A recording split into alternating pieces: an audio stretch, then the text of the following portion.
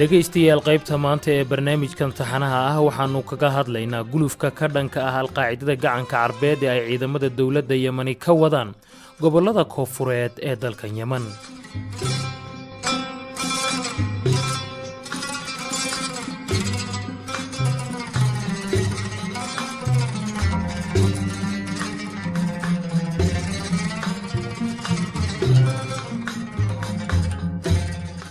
dagaalkan ka dhanka ururka alqaacida waxa uu bilowday dhamaadkii bishii Abriil ee sanadkan ilaa iyo haddana waa uu soconayaa intaanu gulufkani bilaaban ururka alqaacida waxa ay gudaha caasimadda Yemen ka geysteen falal ismiidaamin iyo dilalba isugu jira waxaanay horseed u noqdeen dareenkii kiciyey weerarada ciidamada Yemani ay ku qaadeen goobihii ay alqaacidada jasiiradda carbeed gobollada koonfureed gaar ahaan Ebyan iyo Shabwa kaga sii sugnaayeen.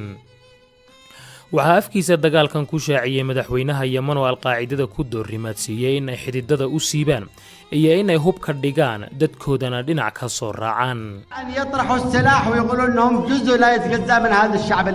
in ay hub ka dhigaan sheegaanna in ay qayb ka yihiin shacabka Yemen haddii ay maskaxda wax ku hayaan oo ay wax aaminsan yihiinna culummo ayaa noo joogta ha soo dhowaadaan aanu wada doodno laakiin inay noola dhaqmaan sidii iyagoo ah dowlad kale ku dhex nool taasi ma oggolaanayno waanu la dagaalamaynaa ilaa ay hub ka dhigaan in maalin walba la dilo saraakiil oo la dilo shacab caadi ah maalinna fagaaraha la isku qarxiyo anigu ma oggolaan doono inay dhacaan wixii wadada 70 ka dhacay oo kale أنا لن أسمح بما حدث في شارع 70 dagaalku waa uu bilowday waxaana durbadiiba ciidamada Yemen u suuragalay in ay goobihii ay alqaacidadu ka fadhiyeen Ebwan iyo Shabwa oo ay ugu muhiimsanaayeen magaalooyinka Maxfad iyo Cazaan dagaal xoogan kadib la wareegaan iyagoo dagaalyahanadii alqaacida goobaha ka joogayna ay hore u sii galeen dhulka buuraleyda waxa weeraradaasi ilaa iyo hadda ku geeriyooday sida dowladda Yemen ay sheegtay hogaamiyayaal sarsare oo alqaacida oo ugu horeeyo Abu Cabdiraxmaan al-Misri oo dhalasho ahaan ka soo jeeda dalkaasi Masar iyo 4 kale oo iyaguna ka tirsanaa hoggaanka alqaacida ka sokow ragga sarsare iyo goobaha ay ciidamadu la wareegeen waxa dagaalkaasi alqaacidada jasiiradda carbeed kaga geeriyooday ilaa 500 oo dagaalyahan kuwa kalena waa laga dhaawacay halka tiro kalena la soo qabqabtay sida uu shirkiisii jaraa'id ee ugu horeeyay tan iyo markii ay weeraradu bilowdeen uu ku sheegay afayeenka ciidamada qalabka sida ee dowladda Yemen Saciid al-Faqih عدد القتلى من الإرهابيين 500 tirada ka dhimatay argagixisadu waa 500 inagoo maanka ku hayna xabaalo wadareedka la helay oo aanan garanaynin cadadka kuwaasan waxa intaa soo raaca in badan oo meydadkooda lagala baxsaday goobaha dagaalka dhaawacooduna waa 10 waxaanu ka soo qabanay 39 laakiin alqaacidada jasiiradda carbeed warkaasi waa ay beenisay waxaanay sheegtay in 15 dagaalyahan oo kaliya ilaa iyo hadda weeraradaasi loogu magac daray u xididda siibka alqaacidada gacanka carbeed uga geeriyoodeen iyagoo sheegay in ujeedadaasi ay riyo uun ku siman tahay waxaana aragtidaasi la wadaaga Akram al-Thulaya oo ka faallooda arrimaha qaacidada Yemen oo isagu sheegaya in ay aad u adag tahay in ururka alqaacidada jasiiradda carbeed ee Yemen degan si dhammaystiran looga adkaado بحيث يتم استئصال شأفة تنظيم القاعدة في اليمن وإن كنت أعتقد أن هذا هدف يبدو in xididada loo siibo ururka alqaacidada Yemen inkastoo aan anigu aaminsanahay in ujeedadaasi ay tahay mid aan dhawaanahan la gaari karaynin gaar ahaan isku dayada dhinacyo siyaasadeed oo soo farageliya doonayana in ay fashiliyaan madaxweynaha iyo ciidamadaba alqaacidadu waa urur habaysan lehna istaraatiijiyad fog inkastoo kala qaybsanaani ay ka dhex dhacday gaar ahaan kuwa Yemen anigana mar walba ayaan idhaahdaa qaacidada Yemen maaha tii bin Laden oo kaliya waxaa ka jira Yemen qaacidooyin badan oo dhinacyo kala duwan laga maalgeliyo kana faa'iideysanaya amaan darrida iyo daldaloolada dhaqaale ee dalka ka jira الأمنية التي حصلت ولا حتى الاختلالات المالية التي حصلت في البلد howlgalkan militari ee ballaaran waxaa ka qayb qaadanaya ciidamada kala duwan ee dalkan Yemen kuwa cirka dhulka iyo badda waxaana garab siinaya maleeshiya beeladyo ku abtirsada qabiilada gacansaarka la leh xukuumadda dalkan Yemen madaxweynaha dalkan oo hadal dheer ka yiri dagaaladaasi ayaa sheegay in qaybahaasi kala duwan ee ciidamada ahi oo kaliya ay alqaacida ka sifeeyeen dhulkii ay haysteen welina ay ku sii daba jiraan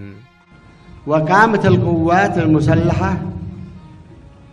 والقوات الجوية ciidamadeenna qalabka sida oo ay caawinayaan kuwa cirka iyo kuwa baddaba waxa ay fuliyeen howl aad u qiimo badan iyagoo kaashanaya maleeshiyo beeleedyada waanan jebinay alqaacida waxaa halkaa ka sifeeyey ciidamada Yemen ee cid kale amaba ciidan kale maaha جيش اليمني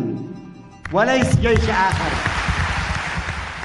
بعضهم الآن يعمل dadka qaar ayaa ka badbadinaya oo leh waxaa soo farageliyey ciidamo Ameerikaana dhammaan waa been ciidamadeenna cirku waxay awood u yeesheen in maalintiiba ay qaadaan 100 duulaan oo cirka waanu jabinay awooddii xukun ee alqaacida ay ku lahayd Ebyan iyo Shabwa كسرنا منظومة الحكم حق القاعدة في أبيان وفي شبوة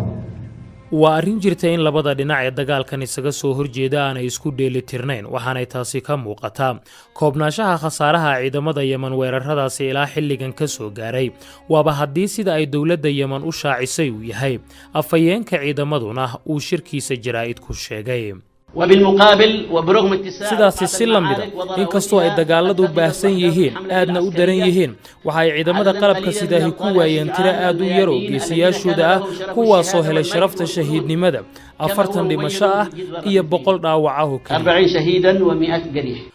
waxaa gudaha Yemen looga arkaa miraha ilaa iyo hadda ciidamada Yemen ka keeneen gulufkan ay ku qaadeen dagaalyahanada alqaacida kuwa wax ku oola waxa ay burburiyeen fariisimo iyo gabaadyo qaarkood ay dhulka hoostiisa ku yaalaan oo ay dagaalyahanada alqaacida lahaayeen weeraradana ka soo abaabuli jireen waxa ay sidoo kale baabi'iyeen goobo ay maleeshiyaadka ururkaasi ku tababar qaadan jireen iyo hub fara badan oo ay madaafiici ku jirto inkastoo ay aad u adag tahay in goobaha ay iska horimaadyadu ka jiraan laga helo warar madax bannaan haddana mas'uuliyiinta dowladda Yemen waxa ay soo bandhigeen sawirro iyo muuqaallo fiidiyo ah oo ay ku kaabayaan wararka ay saxaafadda ah iyo bulshadaba u gudbinayaan waxaa gobollada koonfureed ee Yemen oo ay dagaaladu ka soconayaan ka baxsaday tobannaan ka tirsanaa madaxda alqaacidada jasiiradda oo Yemeniyiin iyo shisheeyaba isugu jira taasina waxa ay keentay in alqaacida ay weeraradeeda ismiidaaminta iyo toogashadaba isugu jira u soo wareejiyaan dhanka caasimadda si ay dareenka madaxda dalka iyo culayska ay ciidamadu saareenba uga soo weeciso furunta waa kan mar kale Akram Athulaya أنا أعتقد أن الأحداث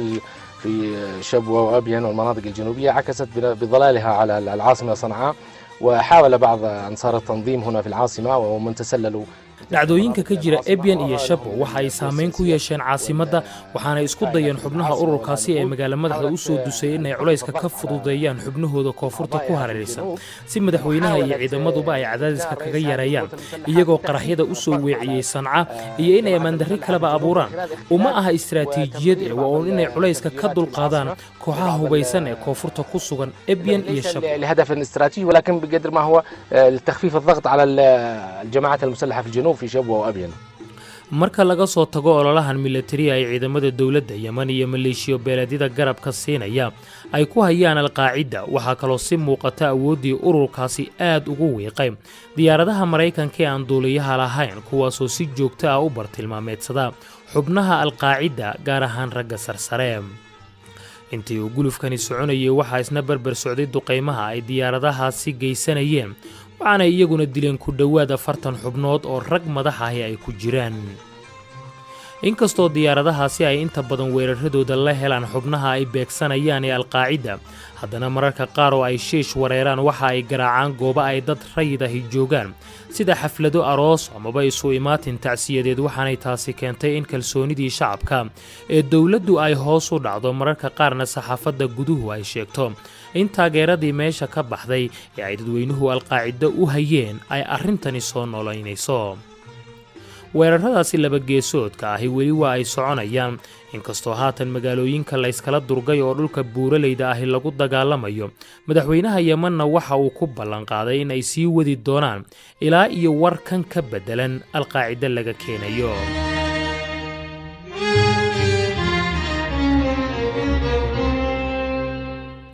qaybtii maanta oo aanu ku soo qaadnay dagaalka ay ciidamada dawladda Yemen ku qaadeen alqaacidada gacanka Carbeed inta ayaan ku ekaynayaa inta qaybta berrito aanu kaga hadli doono xiriirka al-shabaab iyo alqaacidada jasiiradda Carbeed ka dhaxeeya aanu ku kulmayno waxaan idinku dhaafayaa fi amaanillah